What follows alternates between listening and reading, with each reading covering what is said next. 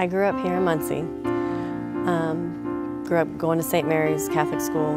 Had a small group of friends, but always wasn't really sure, who I was, what I wanted to be. Always trying to fit in. I came from, divorced parents, so I didn't have the same kind of household everybody else had. So as I got older, of course, I just kept finding different friends and trying to be different people. At a very early age, drugs and alcohol did become a part of my life. Not necessarily because I liked it, not necessarily because even the high was worth it or whatever, but it was just, I fit into that group of people.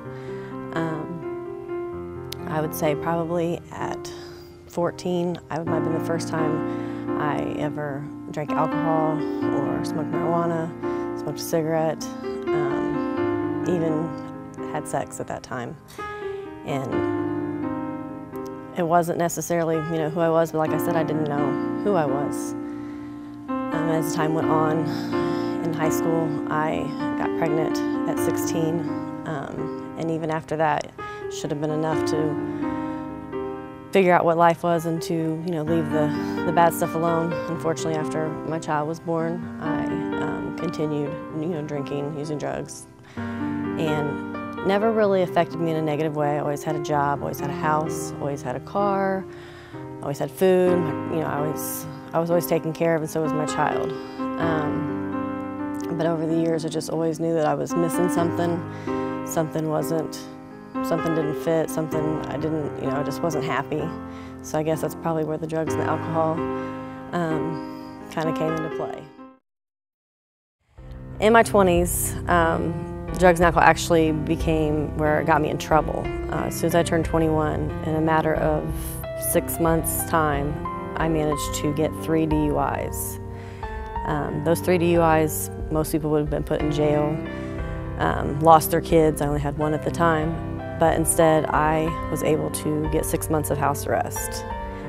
During that time, that still wasn't enough to say, okay, hello. So I still managed to drink. I believe I even smoked marijuana during that time and passed drug tests, and I fooled everybody. Fooled my probation officer. He thought it was the greatest thing in the world. I could just say whatever I needed to say to him. But again, still, I wasn't happy. This was just all I knew. I didn't know how to do anything else. There came a time where I just knew I needed to go to church. I had a friend that, got me involved in church, and I went and I liked it and I felt better, but I usually felt pretty guilty also, because I knew that I wasn't going to go home and be the person that I should be or needed to be or that God wanted me to be. In 2004, my son's dad and I were saved together. And at that time, I had pretty much washed my hands of drugs and alcohol, just because I wanted to. I wanted to live a clean life, wanted to raise our kids, and show them how you're supposed to live. Unfortunately, after my son's birth, we didn't stay together, so I didn't know anything else to do but go back to my old life. So again, drinking and partying. Still going to church here and there, but not really fully. And then finally, when my daughter started getting in trouble, not like me with drugs and alcohol, just behavior at school, I knew that I really needed to get it together.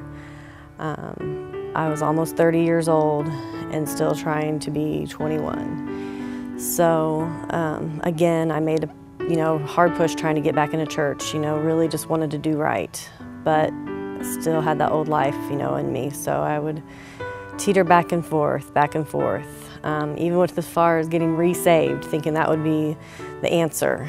And unfortunately, that didn't quite do it either. While I was out partying, I would be just feeling like I didn't belong, I shouldn't be here. Even one time, I was in a bar and I remember going in the bathroom and praying that, what do I need to do? What do I need to do to change this? Because I don't know how to do anything else. So shortly after that, I was at a party and I drove myself there, and even knowing what I've been through before, driving is obviously not the right answer.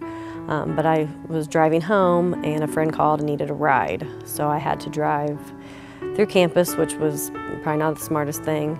In doing so, I got pulled over. And most people would have thought this is the worst thing could ever happen. I sobered up so quick, and thank God, because I needed this reality to really hit me in the face and say, okay, you're really done. That was September 20th, 2009, and this is September 20th, 2011, and this is 2 years, and I have not had a drink. I have not touched alcohol, marijuana, tobacco, anything. Today, I just want to thank God for bringing me out of the dark place that I was once in. Still not completely sure who I am, but I'm finding myself more and more every day. I'm very involved in my church, at Destiny Christian Center. I'm an usher, a greeter. I'm on the media team. I help when we do funerals and things that we do where we serve people food.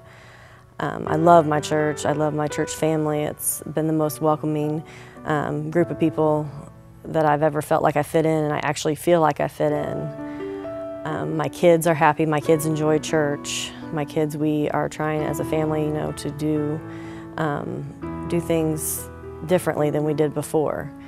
We make sure we pray at every meal. We pray before we leave the house. We pray when we're driving on a vacation. Things I never would have thought to do, never included God in what I'm doing. But with God on my side now, anything's possible. I'm happy. I have a good job. I bought my own house. I am free of all of any type of trouble I was in before. I'm just so thankful that God's grace and mercy has covered me to bring me this far, so that way my story can hopefully help someone else to know that it's normal, it happens to people. But the thing is you can come out of it and you can become a better person.